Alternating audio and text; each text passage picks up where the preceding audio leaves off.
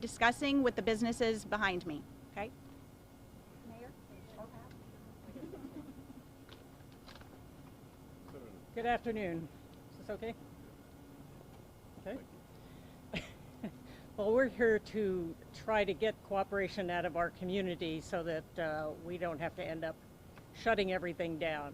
I'm hoping that people will get the message when we go through the stores and post these notices that you need to behave like you're the one that has the disease, that you may be in danger of affecting your loved ones. So please pay attention to where you're going, what you're doing, wash your hands constantly, and just help us help our community. Thank you. I'm George Cretekos with the City of Clearwater. On behalf of the city, I want to thank the county for what it's doing to make sure that we address this problem right away. It's a temporary inconvenience, but it is worth it for the healthy lifestyle that we have become accustomed to. This is an unprecedented time in the history of our country and of the world, and we have got to work together to bring this pandemic to an end. Good afternoon, everybody. I'm Pinellas County Sheriff Bob Gualtieri. Yesterday, the Board of County Commissioners took bold action to provide for a safer Pinellas County and asked everybody that can stay home to do so. Also, in balancing that there are some things that need to go on and being very, very aware, very cognizant of the impact and the significant impact that this health crisis is having in our community, and the moms and the dads that aren't getting a paycheck, those who need to put food on the table for their kids, and that the economic considerations to the individuals. And so what the Board of County Commissioners did in this bold action was to stay home if you can. If you run an essential business, then go ahead. And if it's not an essential business and you can, I can't stress this enough, and you can comply with the CDC guidance, and that means no crowds. That means keeping people 6 feet apart. Then you can, in a limited fashion, continue to operate your business so that your employees can keep that paycheck and continue, frankly, just to put food on the table for their kids. But make no mistake, we're not playing around with this. This is very serious. And as I said yesterday, we need all of these business owners to help us help them. And if they don't take it seriously and they don't adhere, and if you don't keep that distance and keep that space, then it could get worse. And the county commission could very well, and rightfully so, make a decision to just shut everything down because people aren't doing what is required of them. We don't want it to get to that point, but if need be, we will. We began, after the board issued its order yesterday, we began preparing for today. And starting at 9 o'clock this morning, 200 deputy sheriffs, along with police officers from the city of Clearwater and city of St. Petersburg and Tarpon Springs, began distributing. We had already printed 14,000 notices that are required to be posted on the front doors of retail establishments. This is the notice that is being posted on all these retail establishment doors throughout Pinellas County. On top of that, we have a frequently asked question sheet, and each one of these businesses will be given a frequently asked question sheet. This will be available also on the county website, on the sheriff's website, other governmental entities' websites, so if people ask questions, that they can have those questions answered. Another thing to keep in mind with this is that all the pools in Pinellas County are closed. They are shut down under this order from the Board of County Commissioners. So unless it's a single family residence pool, that means hotels, that means apartment complexes, that means condo complexes, etc., shut down. It also means that golf courses, as an example, they can continue to operate, but they need to clean the carts after every use. They need to have sanitizing wipes for the poles at the individual holes. They need to take those steps, and they need to keep people separated. Another consideration for this beyond the pools and the golf courses, those businesses that are going to operate, and I can't stress this enough, is there are some that we have some heightened concern about, and heightened concern about whether they can and they will adhere to these regulations and to this really what is a law and has force of law behind it. So one of the businesses that's here behind us that we're going to go up and we're going to talk to them and we're going to post this sign is a hair salon. is that if they have 10 chairs in a hair salon, you can't occupy all 10 chairs. If you have 10 chairs in your waiting room, you better not have 10 people sitting in that waiting room, because you better figure out a way to space it out. And if you got 10 chairs, maybe 2 or 3, and maybe 1 or 2 people waiting. But if you don't adhere to this, then an option would be is that we take enforcement action, we shut down that business, and if it's prevalent enough, the Board of County Commissioners is going to come back and act, and they're just going to shut everybody down. So to avoid that, we need your help. We need your cooperation. We need everybody to step up. Pinellas County is not locked down. We're getting a lot of questions about that. People can go about their business, but it needs to be out of necessity. If you can stay home, do so. By all accounts, is that we have not reached the peak of this, and we have not reached the floor. And until we reach the floor with the effect of the virus, we haven't reached the floor as far as the response. So it's fluid, it's changing all the time, it's changing every day. But again, to the community and to the people of Pinellas County, we feel your pain. We're here with you. But we also have to be responsible, and we have to act in a way that looks out for the greater good of the community, and that's what the Board of County Commissioners did yesterday. That's what the Clearwater City Council did when they acted previously, is for the greater good of the community as a whole, and everybody needs to step up. Anybody that's thinking, this isn't going to happen to me, this isn't going to happen here, and I'm not going to abide by this, all that's not true. And all you're doing is potentially harming yourself, your families, and others. So please work with us on this to the community. Please do the right thing, and please abide by the order of the Board of County Commissioners that they issued yesterday. So I'm going to step back. If you have any questions for any of us who are here, please direct them to the individual you have a question for. And then when the questions are finished, we'll walk up to these couple businesses. I'm going to post one at one of the businesses, and Chief Slaughter will do the other one. Sheriff, when you're out and about today and throughout the next week enforcing this, what is it going to take for one of your deputies to intervene? What will they see that will, because you're not just going to be pulling over random people. So make no mistake, okay, and this is, your question really gets to the heart of some of the confusion that's out there, is that there is no mandatory lockdown, no mandatory stay at home. We're asking people to stay at home at this juncture. Now, it could go to that if people don't comply. So there's no pulling anybody over, okay, because they're out on the street. If you don't have a necessity and you don't have business being out there, then please voluntarily adhere to this. But if somebody has to go do something, do it, but do it safely, do it smartly, do it the way that is going to be safe, and that is the distancing and no groups, and if you have to have one-on-one contact, but try not to. So that's not going to happen where somebody's going to get stopped. Look at Gulf to Bay, look at US 19, look at where we are here. You see all these cars. And I hope that people are out here because they have to be, because they need to be. But the premise of your question is not where we are. Sheriff, you said that you're worried about some businesses in particular. Which ones?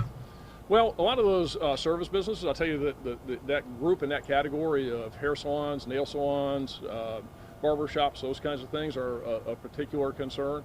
Those that ordinarily have people in close proximity, some of the stores that have people in close proximity where they are not adhering to the spacing in the lines. And quite honestly, we're seeing that in some of the grocery stores and some of the stores that are behind us like Lowe's, is people need to spread out. Bookstores. It's not business as usual, and it shouldn't be business as usual. You shouldn't go to the Starbucks within the Barnes & Noble and you can't sit down, so you get your cup to go, and then you're standing next to 15 people in the aisle reading books. You want to read a book, get the book and go home. And if you need to stand there next to somebody, space out. Don't be standing next to each other. And those are the kinds of things that if people want to keep doing this the way we are, they need to do it better as opposed to have everything shut down. And, you know, like I said, it could get to that. We're trying to do this in a reasonable way. We're trying to do this in a way that is respectful, but also ensures public safety. So those are the kinds of businesses in the kinds of situations that right now are giving us the greatest concern. Another thing we saw last weekend is that the city of Clearwater and the county closed the beaches. So what do we see? We see all these people on the spoil islands, we see all these people on the sandbars, we see these people at hotel pools and condo pools and apartment pools. What do you not get? You don't squeeze the balloon and then force us to act. So again, help us help you. You mentioned bookstores. They came up a lot yesterday Yeah. in that meeting. Did I miss it? What was the one in particular where everybody Well, was there's a bunch of them. Go look at the parking lots; they're full. Go walk inside, as I did, and you see people looking down those aisles, and they're all standing next to each other with their Starbucks coffee cup in their hand, like it's a month ago. It's not. Do it differently. Those are the kinds of things that are unsafe for the community. And remember, we have not, by all accounts, by all of the epidemiologists and the doctors and the local health department director and Dr. Cho and everything that we have a conference call every morning on, and he stresses, we have not seen the peak of this yet. So we want to make sure that when this thing does peak, that Pinellas County's numbers don't peak. Sheriff, your violator tip line, should people call that if they see people breaking CDC guidelines out in public, like parks, beaches, or is it just for businesses? Well, we're primarily concerned with is the businesses. They're welcome to call. We're going to log all the calls, and we will act and react accordingly to what the information is. But we wanted to provide people with a mechanism for reporting violations, and we're going to take those seriously. We're going to have enforcement teams throughout the county. We're going to have teams in the north part of the county, the center part of the county, the south part of the county, and know that we are going to respond to these. So if somebody sees, as an example, use it as a hair salon, and every chair is occupied, and the waiting area is full, then the conversation is going to be is, what do you not get? We can do this the easy way or the hard way. If you want to do it the hard way, we'll do it the hard way, but get on board with this. We're going to try, and I know that if necessary, the county administrator is prepared to issue shutdown orders, and if it's broader non-compliance, then we're going to have to consider, and I know the Board of County Commissioners will consider broader and more sweeping changes. I can't stress it enough, and I'll say it for the 10th time. We don't want to get to that, but we're prepared to do it if we have to. We just want everybody to. But these compliance teams will be out there. And this tip line is going to operate from 7 o'clock in the morning to 11 o'clock at night, 7 days a week. And we'll have people there to take those calls, and supervisors in there will convey it to the compliance teams that are out on the street, and they'll take them on a case-by-case basis as to how they handle it. Sheriff, can you talk a little bit more about the compliance team and the resources? Is it going to take away from deputies and their normal duties? No, remember, and it's a good thing right now, is that, like I said, I put 200 deputies out on the street this morning to deliver these notices, is that the courts are shut down. So we've got deputies that are ordinarily in court security. All the school resource officers are out of school. So we're fortunate that personnel is not a problem right now to get this done, which is a good thing, and they will be out there, and they'll be out there in numbers, making sure we have compliance. Sheriff, just for you and Barry, what are you both doing with your non-essential reports? So the order doesn't affect governmental entities. I can tell you, and I can let the county administrator speak to it if he wants to, I can tell you that right now we have in the sheriff's office, and it's primarily because of travel with a few people that have symptoms, we have 102 people as of this morning that are out on home quarantine. And because we're taking it very seriously, we're screening people that come into the 911 center. They're being asked questions, their temperatures are being taken. We're doing it in the EOC. We're likely going to begin it here soon at the jail with the jail employees. And so we're taking steps. And so if people don't want to be there, they want to take leave, and they can. But again, in our positions that we have, is that we're essential, and we have 24/7 coverage that needs to happen. And as we respond to this and let people go, we have to do it in a fair and consistent way as well. So we do have people out, but we have not shut down any components of the sheriff's office. Do you want to talk to that at all? In terms of county operations, we've taken a number of steps to modify our operations. Most of our counter-based operations have ceased to where you have drop-off. We do things by phone now versus in person. So most of the areas do not have customer contact. But again, just like the sheriff's office, we have many areas. Your water and your sewer need to continue to flow. There are many different types of critical functions, our 911, safety and emergency services, and various operations like that need to continue. Sheriff mentioned the testing we're doing to make sure that we don't infect groups that are, first responders and providers. We have to make sure that they're safe. So we're taking precautionary measures within our own operations, and again, having more people work from home and do the things that we're asking the public to do also. Sheriff, would it make your job easier if the governor just came out and said, look, stay-at-home order, 2 weeks or a month? No, I don't think so. I support the governor's position on this. I think that when you look at it, there still are a whole bunch. And the last I checked, there was close to 20 Florida counties that have no reported cases. Broward County is not Bradford County. Miami-Dade County is not Madison County. And you got a whole big state with a whole lot of different things happening. And I think that it's a big decision. It's a huge decision. I think, like all of us, he's struggling with what is the right thing to do in totality. I think that local control is always a good thing and important, and on an individual case-by-case basis, counties and cities can act, and hopefully regions would act. But we couldn't get that done here in this region consistently. But no, I don't think so. I think it's fine the way it is, and at this juncture at least. And remember, with the number of cases that we have statewide, this is, thank goodness, this isn't New York, and this isn't some of those other places. We don't want it to get there, but it's fluid and things change. But right now, I support Governor DeSantis' position on this. Sheriff, is there anything you need that you don't have right now? Yeah, there's a lot of things that are needed generally. I can tell you, as far as we are concerned, as far as the sheriff's office is concerned, we're okay. But where we're not okay as a whole in this response is with test kits and the personal protective equipment for the medical professionals.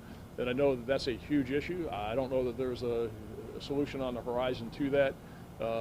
And that's the biggest area that I would say where there's a need operationally is with the PPE or personal protective equipment and the test kits. But we've got right now in the jail, the population is down considerably. We've got the equipment, and I can tell you that as of this morning, that there is not one case of coronavirus reported in one county jail in 67 counties in Florida. We want to keep it that way. If that were to happen in our jail or another jail, the tide could change because we would be burning through all of that equipment that we have. So right now we're in good shape, and we hope it stays that way. Can you talk about the compliance teams? How many on the team? How many teams overall? So there's going to, and we're still working through that. The big initiative this morning is to get these posters out, to get them posted on the doors, and to get the call center activated and stood up, which we've done. We've got 18 people in the call center, so nobody's going to have a trouble getting through and getting their call answered. As far as the compliance teams, there will probably be 3 or 4, and probably 4 to 5 people on a team throughout the county. Sheriff, I've noticed the arrests have dramatically gone down. Like, you've asked officers to use their discretion. Have you seen an uptick in domestic violence with people staying home at all, or anything like that yet? No, I did an analysis of it. I asked our strategic planning section to do an analysis in the last couple of days on that. And for the first 3 weeks of March compared to the first 3 weeks of March of last year, we're only up by about 15, and that's insignificant. So we're not seeing any big uptick in domestic violence calls or any other calls for that matter. Will we be seeing this in St. Petersburg, or is it just Clearwater and just county municipalities? St. Petersburg's part of Pinellas County. They're not an island. And this is going to be throughout the entire county, from the Manatee County line to the Pasco County line, from the Gulf Beaches to the Hillsborough County line. And we will be posting these notices and ensuring compliance throughout the entire Pinellas County.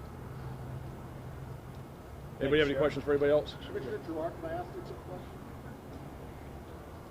How do you think the beach closure has been going? Are you still sticking with April 6th? The stay for home Pinellas seems like it's a longer ended than the beaches. Well, we'll be back reviewing the beach closure. I'm sure that we will extend it, actually, but especially based on what happened last weekend. As the sheriff said, people were just going offshore, and that's not the point. That's not going to help at all if they do that. So, at some point these will all be wrapped in together and will probably be in place for as long as we have the emergency order in place.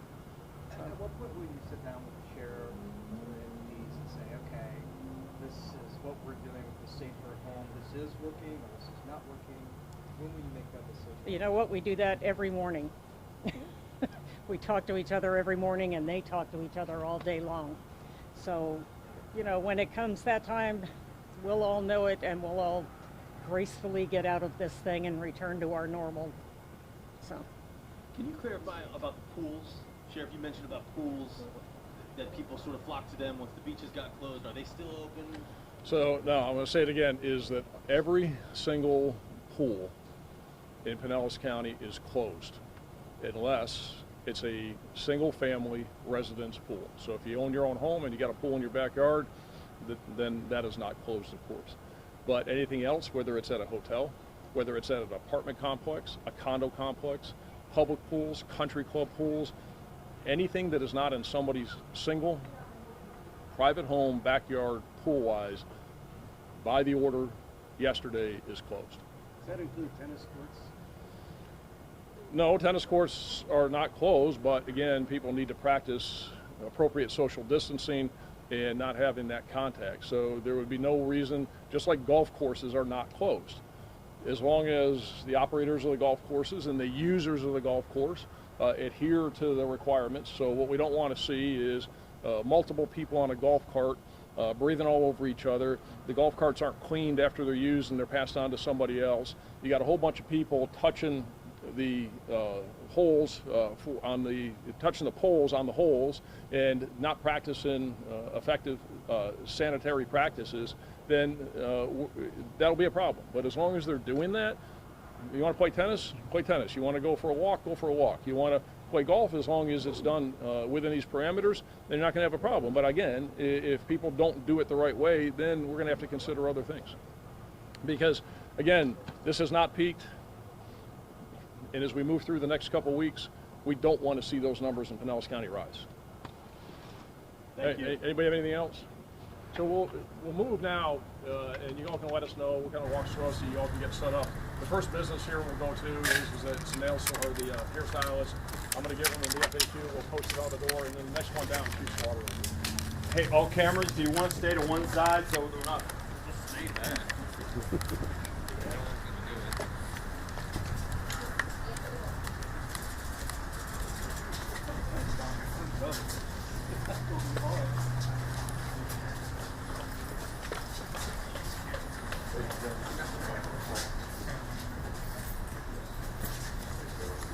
We're hoping to be close.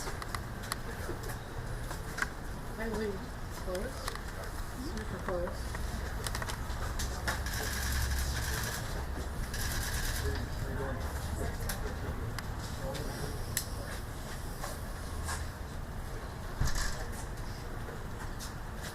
Cross it. Oh, excuse me, I'm sorry. Knock John's hat off? Man, that's not good.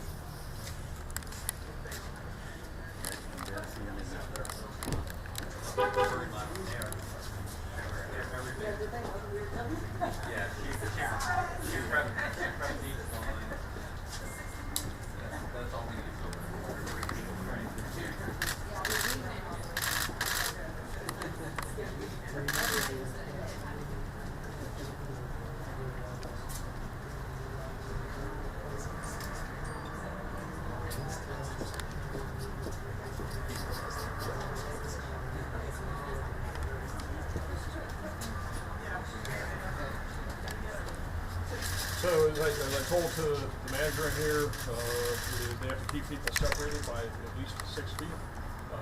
They need to not use every single chair in the salon and keep spreading the reception area. So she understands that. As you can see, the notice is posted, so everybody coming in knows what they can do and not do, and as long as they adhere to this, we'll be okay. She's receptive to that, obviously. She is. She is, and she understands it, and they're very cooperative. So, Thank you. Chief Slaughter will